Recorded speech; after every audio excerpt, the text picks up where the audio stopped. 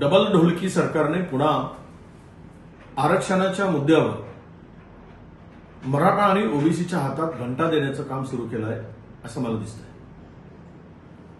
काल जरांगे पाटील उपोषणाला बसले आणि त्यामध्ये जो काही तोडगा सरकारतर्फे विखे पाटलांच्या उपस्थितीमध्ये, प्रसाद लाडच्या उपस्थितीमध्ये निघाला. खरं तर हे या तोडग्यामध्ये 58 लाख ज्या काही नोंदी सापडल्या त्यांना कुणबी प्रमाणपत्र द्यायचं म्हणजेच ओबीसीमध्ये समावेश करायचा, हा निर्णय काल झाला. आज मी मुख्यमंत्र्यांची बाईट पाहिली. मुख्यमंत्री असं म्हणतात की आम्ही ओबीसीच्या आरक्षणाला धक्का लागू देणार नाही, ओबीसीचं नुकसान करणार आहे. म्हणजे हाच सगळा डबल ढोलकी कारभार आहे. एकीकडे मुख्यमंत्र्यांनी ओबीसीची बाजू घ्यायची, विखे पाटलांनी करार करायचा. यात नेमका सरकारचा उद्देश काय आहे की दोघांनाही एकमेकाच्या विरुद्ध लढवायचं आहे, दोघांनाही एकमेकाच्या विरुद्ध उभं करायचं आहे आणि सत्तेची खुर्ची टिकवायची आहे, सत्तेची मजा चाकायची आहे.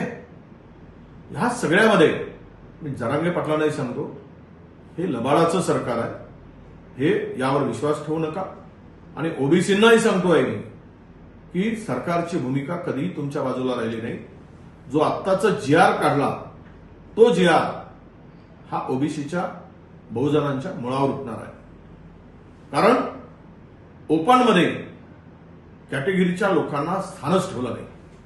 म्हणजे या राज्यातील 85% लोकांना 50% आरक्षण आणि 15% लोकांना 50% आरक्षण, ही भूमिका, हे सरकार कुणाच्या बाजूचं आहे, कुणासाठी काम करते हे माझ्या ओबीसी बांधवांनी लक्षात घेतलं पाहिजे.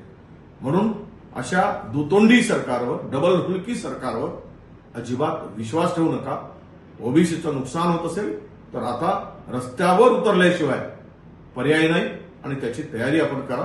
मी सोबत आहे आणि लवकरच याची घोषणा सुद्धा आम्ही करू.